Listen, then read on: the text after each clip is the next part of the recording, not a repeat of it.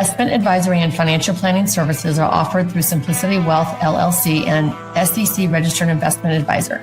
SEC registration does not constitute nor endorse of the firm, nor does it indicate that the advisor has attained a particular level of skill nor ability.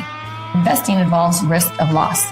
Insurance, consulting, and education services offered through Diamond Life Planning is a separate and unaffiliated entity from Simplicity Wealth. This information is provided as a general information that is not intended to be specific financial guidance.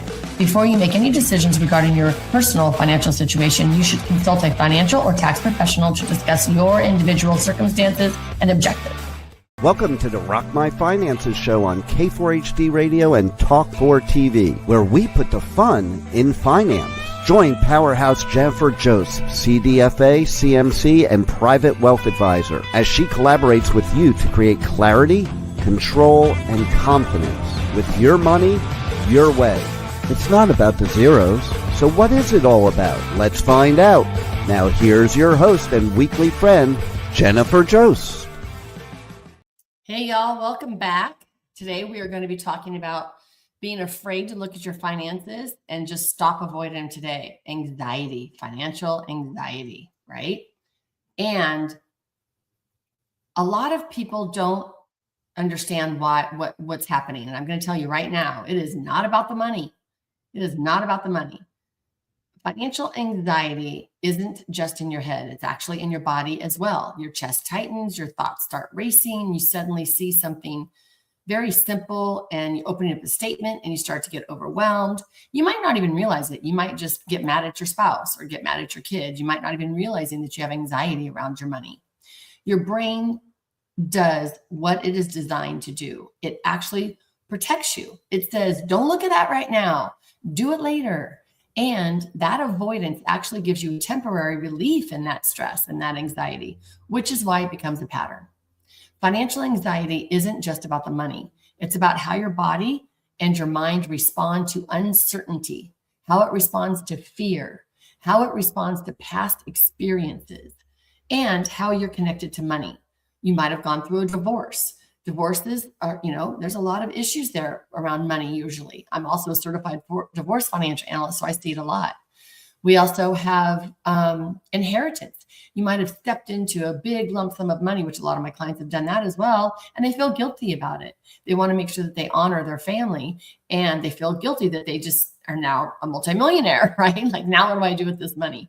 So it is your brain and your body that's trying to protect you.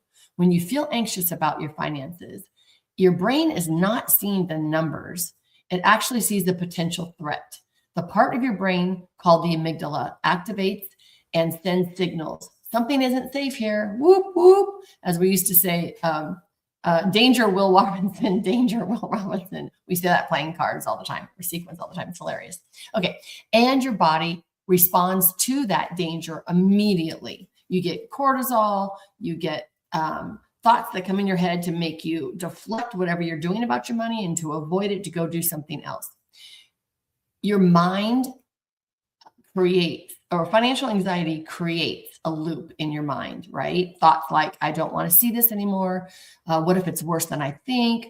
Or what if I should have done better? And it just triggers the avoidance behavior, which is okay. And then that creates more stress, thinking that, oh my God, nothing's getting addressed. And you just, put all your bills on bill pays, and now you don't even have to open up your mail. You just know that the lights are going to stay on, the water is going to be good. And so the avoidance creates more anxiety, which creates more avoidance, which creates more anxiety, right? So in your body, it shows up as tension, fatigue, brain fog, even trouble sleeping. I don't know about you all, but when I'm stressed, I have trouble sleeping for sure. Sometimes I don't even know what it's about. So that's when we need to look internally. When your system is in that low level stress state, it is really kind of hard to focus. It's hard to make decisions, and it's harder to actually take action. Like, you might have a friend that just, I'm so indecisive, I never know, I can never tell. Well, there's reasons for that. When we cannot make a decision easily, hell yes or hell no, we all should be able to do that. And I, like, when I'm meeting with somebody for the first time or the second time or the third time, and they're deciding if they want to hire me to be their advisor or their money coach, I want you to be a hell yes or a hell no. But we're going to keep talking until you are a hell yes or a hell no, because it's all about making that decision, right? And our brain tries to keep us from doing that. Our brain tries to keep us out of the discomfort. So we're just going to run from it. We're just going to avoid it. Ostriches out there, I'm talking to you. So don't blame yourself. Your body's just kind of take over. This isn't about willpower saying, oh, I need to look at my statements. I need to meet with my advisor. I need to talk to my husband or my wife about money. I need to talk to my kids about money. All these things that we need to do. Now, let's face it, y'all. We touch money 10 times a day. So it is real. It is real. The anxiety is real. Like the struggle is real, as they say. So this is something, if you're going to do anything at all for your life, you're going to get this in check. So what do we need to do? We need to slow down our thoughts. We can actually look at our finances without the wave of overwhelm taking over. This is where clarity starts.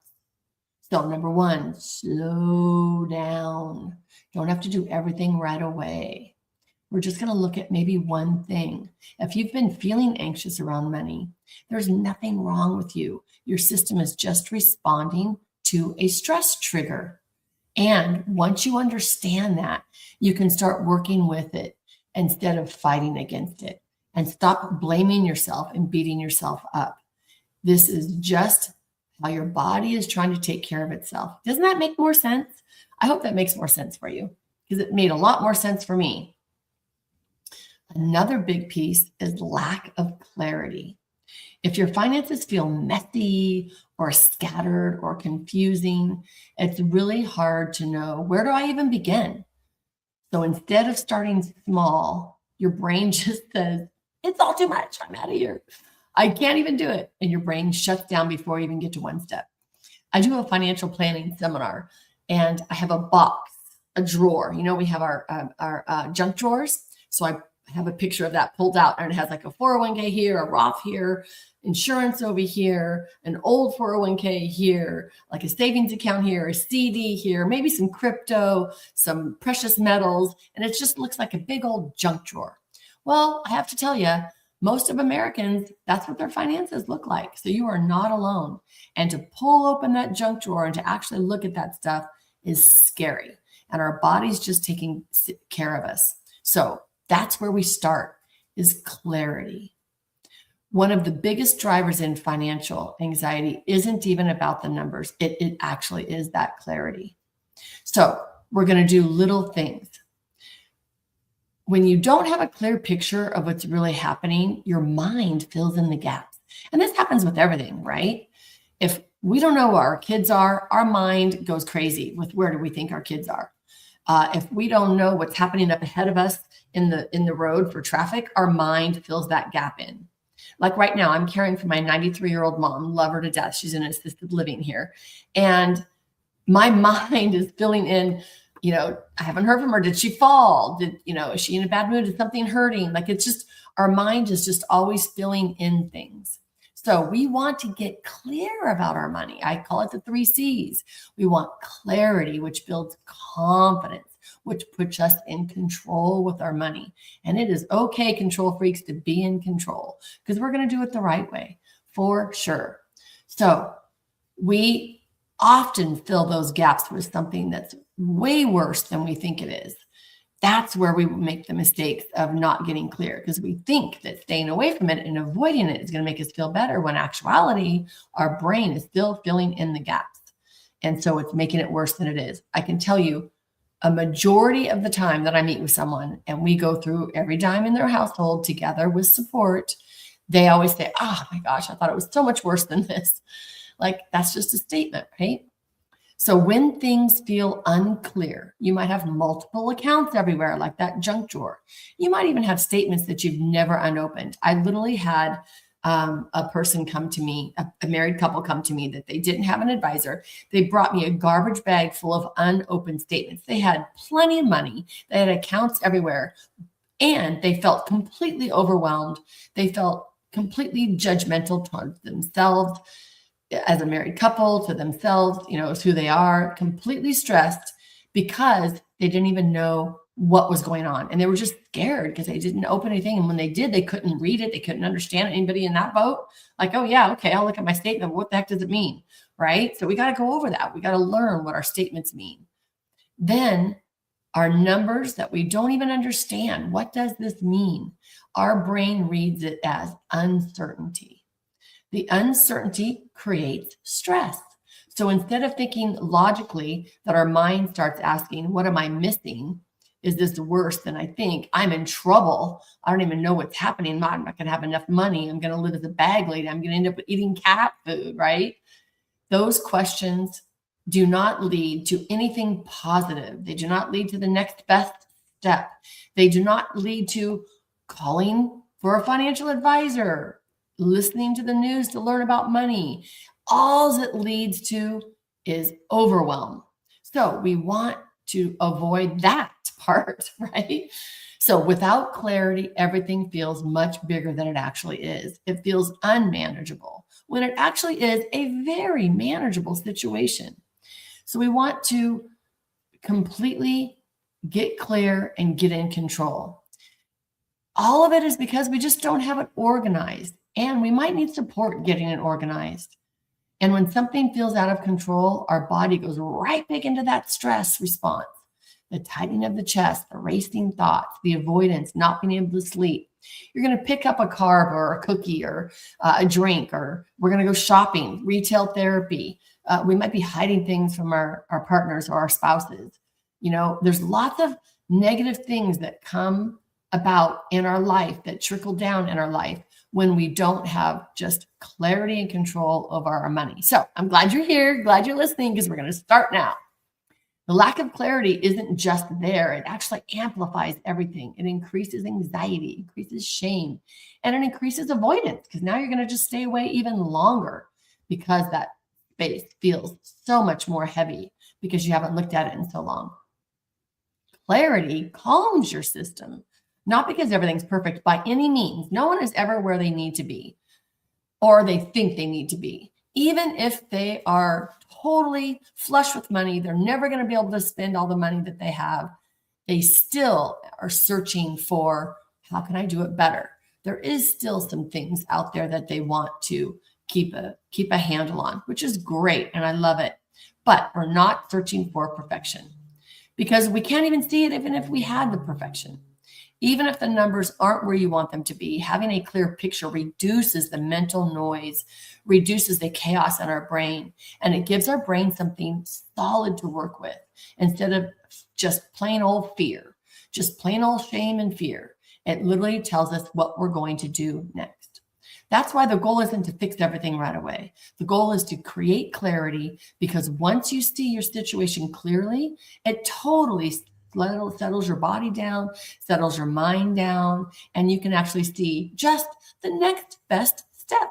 That's all we want, without this huge, overwhelming feeling. Clarity doesn't solve everything, but it does make everything feel much more manageable. And this is where control really starts, is when we're clear. And then we're not doing it alone. When you don't have anyone guiding you, or you just sitting with all of this overwhelmness by yourself, it feels much more heavier. So I love for you to step in with some support with someone. One of the biggest reasons financial anxiety and avoidance stick around is because you're trying to carry it all by yourself. And when you're alone, your finances feel so much heavier than it actually is. When it's just you, your thoughts go unchecked. So no one is sitting here going, okay, so you feel really bad about that decision that you made and you lost the money on that stock that you purchased. So maybe you weren't smart enough, or whatever you're telling yourself, right? I really should have known. I shouldn't have wasted that money. You don't have somebody else going, you know what? That was a good idea at the time, and where you were at that time, you never know. Because if that would have done better, you'd be feeling great right now. So you took a chance. You actually had confidence in yourself and your decision-making. Feel proud of that. No one is there giving you another direction, another perspective on your thoughts. So going it alone is pretty tough, right? Your brain is in protection mode and not problem solving mode. And so when you take that action, you get into that freeze and delay and avoid. So when you have someone else talking to you about it, reframing those thoughts, it helps so much. There's also an emotional side to this. Money isn't just about the numbers, y'all. I know I say it all the time. It's not about the zeros. It's actually tied to trust. It's tied to past experiences. Sometimes it's tied to pain. I mean, I'm from California and I'm a certified divorce financial analyst, and I've been through some nasty divorces with my clients for sure. But coming here to North Carolina, I've met so many women that lost so much during their divorce. I need to dive into it here and just be able to help more people out here because it does cause pain. They're starting over. They're renting. They don't even get their house. Like there's so many things. And when you've gone through something difficult like that, like a huge divorce or a really big loss, trying to handle everything alone just brings all of that back up again. And your system pulls away from it. It runs away from it. So of course you're avoiding looking at things.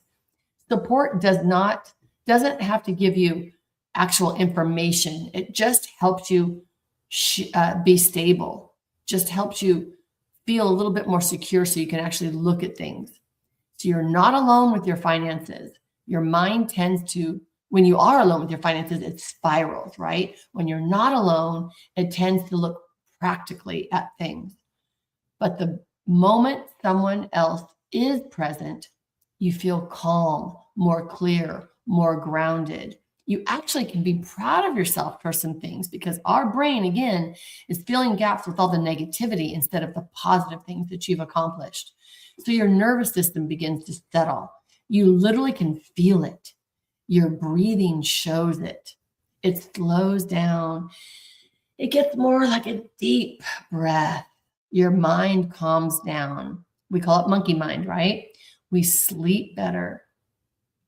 And what we felt overwhelming actually starts to feel manageable. It actually starts to feel like, oh, I can do that. I can do that one next step. Support also gives you a perspective when you're inside your own situation. Everything just feels so much bigger and more emotional. But when somebody else looks at it with you, they can separate the facts from the fear that you have created. So they can say, okay, wait, that might feel that way. But in actuality, all you did was take a chance on this and you lost this. So that's gone right off in a taxable situation, whatever it might be. They might have another perspective for you to look at that completely, right? That's what we do as money coaches, right? So what you thought of was a crisis actually might be something that can be worked through step by step. The shift alone can reduce anxiety immediately. What I do with my clients is bring up a situation. Let's take it my car, that I sold my car. I signed on the wrong side of the pink slip. So she sold it, walked away. I had to sue her. She filed bankruptcy, lost all my money, right? Made a big mistake. I signed on the wrong side of the pink slip. So I felt so much shame and embarrassment around that. Here I am, a successful business owner, and I don't even know how to sell a car correctly. So it took me a while to talk myself, forgive myself, do the whole thing. And now I can look at that and go, hey, you know what? I learned so much about our legal system and suing someone and how that feels and the paperwork that I needed and that they can file bankruptcy and wipe it all out. Then I learned how to forgive myself. So I had an amazing education there. It was a $10,000 education. And it was a great education because I'm not perfect. None of us are perfect. And it's okay to get that education around that. So I switched that whole thinking, right? Now I can share that with other people. It also creates structure when we have somebody else that we're talking to. Instead of just staring at everything at once, when someone's helping you, you can focus on one thing at a time, one account, one maybe old 401k, one decision, one step. What's the next best step I need to do? And that structure creates clarity out of your confusion. And that's all we want, right? There's also accountability when you have support around something. It's not even in a harsh way, it's in a supportive way. And if you're getting it in a harsh way, you dump that supportive person and you go find someone else, because I'm your champion. I'm your hero. I'm making sure you see yourself in an amazing light. And all of that just attracts more abundance, more clarity, more control, more fun, more joy. It's just so fun. So when you know someone is walking this with you, through this with you, you're more likely to follow through with something because you just told them. Same thing with dieting, exercising. I play pickleball. I want to get better. We are meeting every week now with a group. I love it. So we're having a great time, but we're all working on certain things weekly as well. Accountability is wonderful and it's fun. It doesn't have to be stressful. Not because you're being pushed, but because you don't feel alone anymore. So it's kind of fun to tell somebody where you've been. And maybe the most important support replaces shame with understanding. When you hear, this is way more common than you thought. When you hear, you're actually way better than you thought. When you stop seeing yourself as the problem and start seeing yourself as the path forward, your body relaxes. You step out of shame and blame and fear, and you step into confidence, empowerment. Nothing is better than feeling empowerment around your money because guess what? It trickles into every single thing in your life. Your relationships get better. Abundance finds you. Joy finds you. You drop unwanted weight. You find easier ways to eat. You find a way to free up your calendar, to have more space. I call it space between the raindrops. My friend Petalin calls that all the time. You're finding space between the raindrops when you're not having that monkey mind and that shame and blame going on in your head.